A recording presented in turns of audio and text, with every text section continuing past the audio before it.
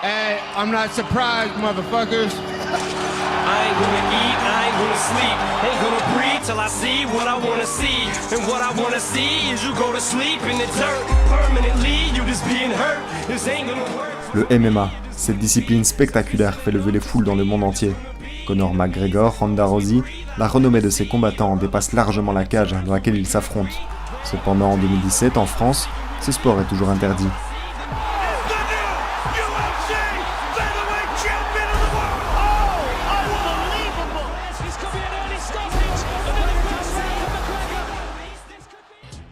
En France, Taylor Lapillus fait partie de ces dizaines de combattants professionnels de MMA, les arts martiaux mixtes.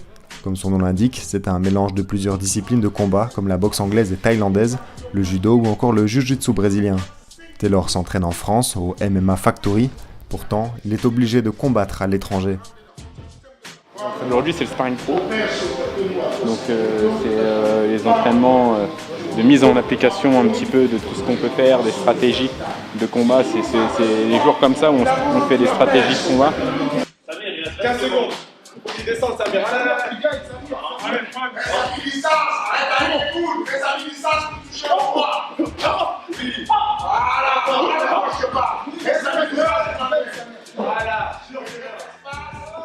Il y a des dominantes en MMA qui sont la boxe, la lutte et le sol.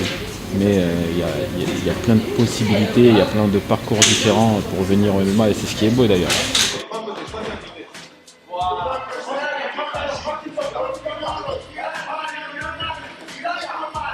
En 13 combats professionnels, il détient un palmarès de 11 victoires pour seulement 2 défaites. La force, la vitesse, l'endurance, la coordination, toutes les qualités physiques. Pour un jeune, il a beaucoup d'expérience, mais ce que j'apprécie le plus, c'est vraiment sa capacité d'adaptation. Donc ça veut dire qu'il faut que ce soit millimétré de façon à ce qu'au moment où le middle va à peine passer, que derrière je puisse revenir dessus parce qu'il est encore en En 2014, il est devenu le plus jeune Français à avoir intégré la plus grande fédération de MMA, l'UFC, dont la renommée est internationale. Aujourd'hui, la France est avec la Norvège, le seul pays qui interdit encore l'organisation de combats professionnels de cette discipline mondialement populaire. Je pense que ce serait beaucoup plus simple si le MMA était autorisé en France.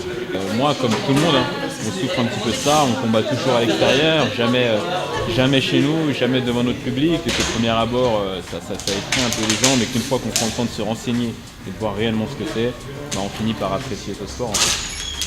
Quand tu as checké, je me suis dit, il y aura une ambiance. Et après, il a attaqué. Ouais. Et lui, il a attaqué. C'était excellent. Merci à toi. En ce moment même, notre gouvernement statue sur l'avenir de notre passion, le MMA. Ils vont bientôt définir à notre place notre futur. Si tu pratiques les arts martiaux mixtes, rejoins l'Alliance française du MMA. Cyril Diabaté est un ancien combattant de l'UFC et pionnier du MMA français. Aujourd'hui, il est devenu entraîneur et se bat pour que sa passion soit légalisée en France. Pour cela, il a créé il y a 1 an l'Alliance française de MMA. Elle réunit des cadres de la discipline et frappe à la porte du ministère des Sports. Il y avait déjà le côté contre MMA, donc il fallait absolument qu'on se réunisse et qu'on fasse un collectif, une entité pro-MMA. Les combattants français qui s'exportent et qui vont à l'étranger sont des sportifs de haut niveau, ils s'entraînent en tant que tels.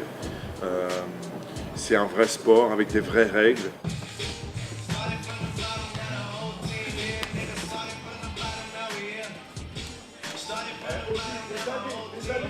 En 2016, un arrêt ministériel a interdit de manière officielle l'organisation de combats professionnels de MMA, car la cage et les frappes au sol iraient à l'encontre des valeurs humaines et de respect. Pour Cyril, ces arguments ne tiennent pas la route et la raison est bien différente. Au niveau de la cage, l'argument a été balayé. La surface de combat la plus sécurisante pour les combattants, c'était une cage, puisque le ring, avec l'espace entre les cordes, ne permettait pas de maintenir deux combattants qui cherchent la projection. Ensuite, les coups au sol, c'est le deuxième argument important des détracteurs. Les coups au sol, on ne tape pas un homme à terre, la personne qui est au sol ne peut pas se défendre efficacement. Très facilement, en faisant une petite compilation de combats de n'importe quel gala de MMA, on voit que le mec au sol, le pratiquant au sol, n'est pas forcément démuni, n'est pas forcément à l'agonie, n'est pas forcément défait et qui peut renverser la vapeur et remporter le combat. Alors quand je suis comme ça, je vais passer un maximum de mon bras dans son dos, son poulissant. Tu poses la jambe par terre, je te fais pivoter, tac. Hop, reviens sauter. C'est une position où vraiment on sent que même taper c'est compliqué. Donc ça fait assez peur quand même. Moi j'ai dit, je tente pas ça.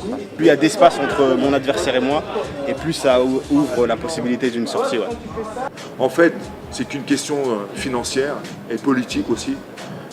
Les grosses fédérations françaises de sport de combat et d'arts martiaux ont peur tout simplement de voir les licenciés partir pour s'inscrire dans des clubs de MMA, puisque c'est le sport de combat le plus populaire au monde actuellement.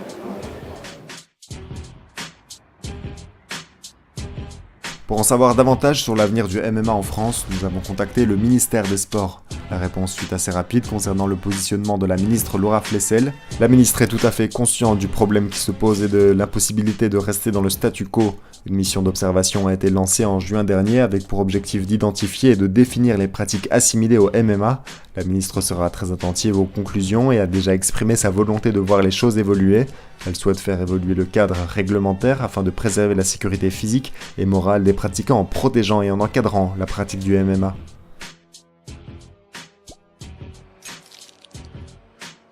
Nous avons rencontré Bruno Oppenheim, le directeur d'SFR Sport 5, une chaîne spécialisée dans les sports de combat. Il nous parle de l'ampleur que prend le MMA aujourd'hui à la télévision. Alors, au niveau audience, très clairement, c'est la meilleure audience de la chaîne, ça c'est sûr. D'abord, il nous fallait absolument du MMA quand on fait une chaîne de sport de combat. Et l'UFC, c'est la cerise sur le gâteau, c'est le Coca-Cola du MMA. Alors, il y a aujourd'hui un vivier, oui, à tel point qu'on sait que les gens essaient de trouver sur tous les sites les combats, quitte à pas payer d'abonnement en chaîne, que ce soit nous ou une autre, parce qu'il n'y a pas que... Enfin, il y a RTL aussi qui diffuse un peu de MMA. Donc là, il y a un vrai vivier, c'est sûr. Est-ce qu'il y a des gens qui seront toujours réfractaires au MMA parce que cage, parce qu'on frappe des gens au sol, etc.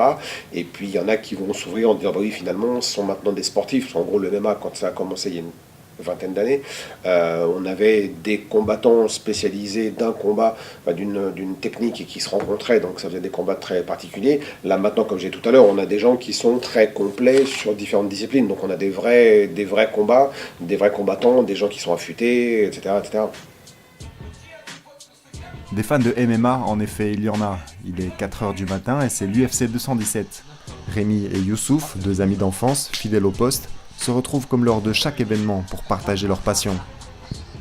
Il y a quand même un effet de masse qui est en train d'arriver, on l'a vu avec McGregor, on le voit de plus en plus, ça se généralise un peu plus parce qu'on a enfin accès à l'information. L'image elle est en train de circuler, qu'on a un sport de valeur, qu'on a un sport d'échange, et ça commence à séduire de plus en plus de gens, beaucoup de fans, notamment parce que c'est aussi un des rares sport aujourd'hui où on peut avoir des main events avec des femmes. Ça c'est pas possible. Qu'est-ce que je t'avais dit?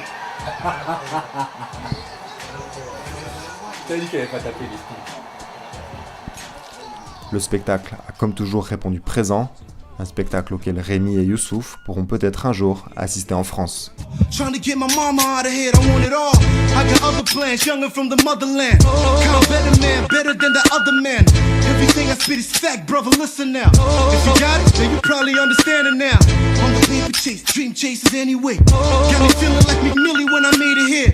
Self-made, Triple M, money making Mitch. Shit is awesome, hope the world see the shit. Growing up, create rules like the government. I'm unstoppable, my nigga, you should love this man. I came from the bottom of shit. Now we fucking up some commas